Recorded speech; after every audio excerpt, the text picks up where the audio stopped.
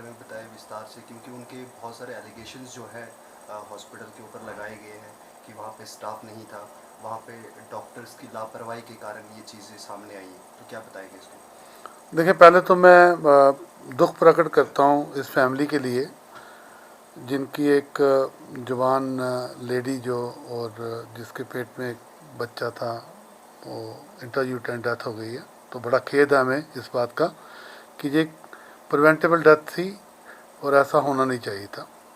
उसके साथ साथ ये मैं साफ कर देना चाहता हूँ कि जो भी हुआ, जो फैक्चुअली मैं आपको बताता हूँ कि क्या हुआ है। ये पेशेंट जो 33 साल की है निर्जला देवी जी, ये चिराला की रहने वाली, ये कल हमारे पास आई हैं 10:20 पे। और ये चौथी प्रेगनेंसी थी इस फीमेल को। और इनके जो सिम्टम थे जब हमारे पास आई हैं तो इनको सांस फूली हुई थी, इनको खांसी थी और बुखार था।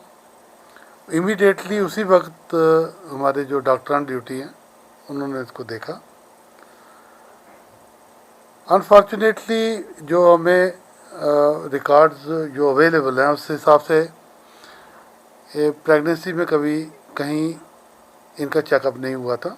और जैसा कि ज़रूरी है कि हर प्रेगनेंसी में कम से कम 4 या 5 या 4 से ज़्यादा जो है वो चेकअप रहते हैं, चाहे वो प्राइमरी हेल्थ सेंटर में हो या CSC में हो या किसी बड़े हॉस्पिटल में हो। तो ये एक किस्म से अनबुक्ड प्रेगनेंसी थी।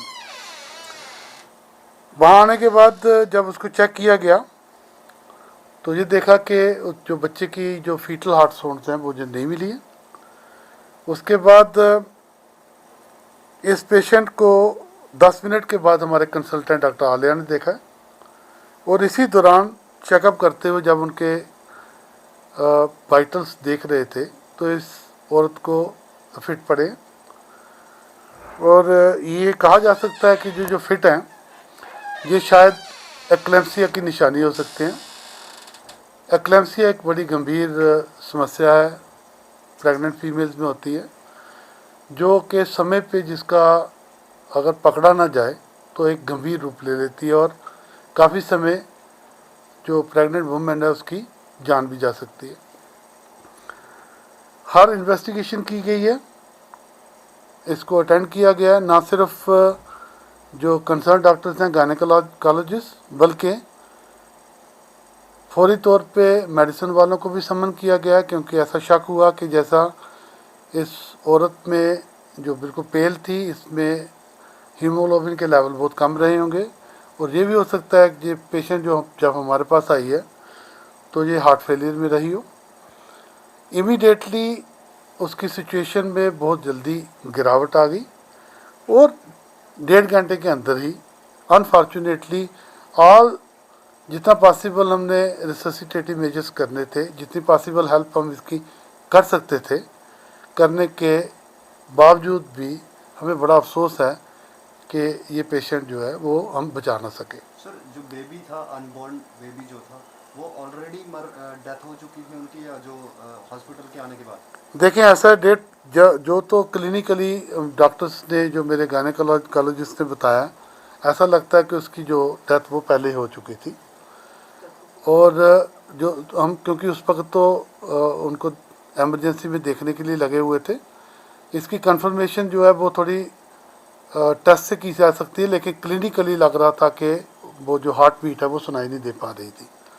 और इसका नॉट ओनली हमारे जो रजिस्ट्रार हैं, इसको कंफर्म हमारे कंसल्टेंट ने भी किया है। सर, उन्होंने ये भी उल्लेख किया कि वहाँ पे जो है डॉक्टर्स नहीं थे, हमने बहुत ढूंढने के बाद जो डॉक्टर्स आए, फ़ोन करवाया, फिर डॉक्टर्स आए।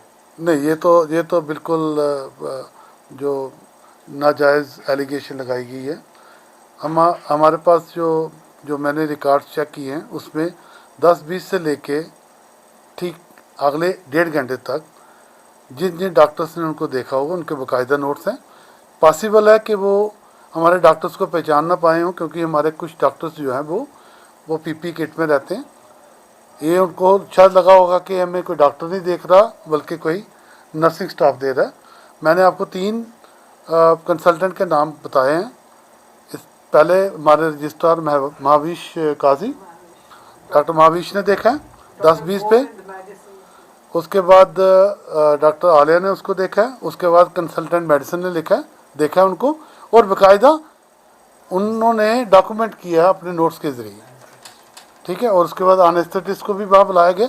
जो पॉसिबल हम कोशिश कर सकते थे इन हालात में बचाने के लिए, वो हर पॉसिबल कोशिश की गई है। और किसी किस्म की नेगलिजेंस का मैं नहीं समझता कि कोई ऐसा स्कोप है जो हमारे डॉक्टर्स के ऊपर लगाया जा और सकता। भी लोग जो है वो एलिग करते हैं ये चीज़ की स्टाफ की कमी है वहाँ पे स्टाफ नहीं होता, डॉक्टर्स वहाँ पे नहीं होते, और भी बाकी लोगों ने भी ये चीज़ हमसे बताई।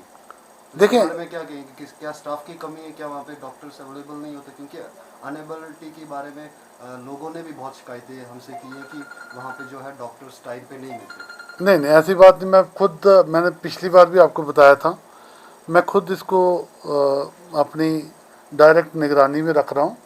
और हफ्ते में कम से कम एक बार मैं वहाँ पे ग्रैंड राउंड लेता हूँ। उसके बावजूद भी, जैसे मैं आज भी वहाँ दोपहर को पूरा ओपीडी का राउंड लेके आया हूँ, डॉक्टर्स की कमी है। लेकिन ये कहा जाए कि डॉक्टर्स जो प्रायोरिटी पे या इमरजेंसी पे नहीं मिलते, ये बिल्कुल गलत है। ये हो सकता है कि किसी का ऑपरेशन थोड़ा लेट हो जाए, वो मैं पहले भी आपको बता चुका हूँ कि क्योंकि हमारे पास लंबी लंबी लिस्ट है, हमारे पास एनेस्थीसिया के लोग थोड़े कम थे जो सपोर्ट करते हैं सर्जिकल ब्रांचेस को। आने वाले समय में हम कोशिश कर रहे हैं, और हमारे फाइनेंशियल कमिश्नर भी बड़े बिल्कुल हमारा साथ दे रहे हैं, सपोर्ट कर रहे हैं। मुझे लगता है जल्दी ही हमें थोड़े और ह्यूमन रिसोर्स मिल जाएगा। और ये जो शिकायत है लोगों की कि समय पे सर्जरी नहीं हो पा रही है, वो भी भगवान करेगा तो जल्दी ही उसका भी हम ठीक कर ये लेंगे। भी बात देखी जाती है कि वहाँ के जो स्टाफ है मिसबिहेव करते हैं लोगों के साथ। बहुत सारे लोगों ने ये भी बताया कि मिसबिहेव हॉस्पिटल के अंदर किया जाता है। तो इतना एजुकेटेड जो वहाँ पे स्टाफ है, तो फिर ऐसी चीज़ें जो सामने क्यों आती है, हमें देखने क्यों मिलती है? देखिए, आपने पहले भी हमारे संज्ञान में बात लाई थी, और उसके ऊपर एक्ट करते हुए मैंने एक या दो जो मुझे शिकायत मिली थी उनको मैंने वहाँ से ड्यूटी से अलग कर दिया था। मैं फिर एक बार मेडिकल सुपरिटेंडेंट के साथ मिलके इसको एक बार फिर देखूंगा, और कोई अगर ऐसा कोई बदतमीज़ी करता पकड़ा गया तो उसके ऊपर जो डिसिप्लिनरी एक्शन है वो ली जाएगी। कोशिश करेंगे कि हम उनको एक बार फिर सेंसिटाइज करेंगे, ये बताएंगे कि हमारे पास जो आते हैं वो परेशानी में आते हैं, दुविधा में आते हैं, और कोई भी अगर आता है तो उनके साथ अच्छा बिहेवियर किया जाए। तो एक बार फिर उनके साथ बात करेंगे, बातचीत के जरिए उनको सेंसिटाइज करेंगे, और कोशिश करेंगे कि ऐसी कोई अगर हरकत किसी ने की है तो उसको दूर किया जा सके। Sir thank you very much हमारे साथ बात करने के लिए। Thank you.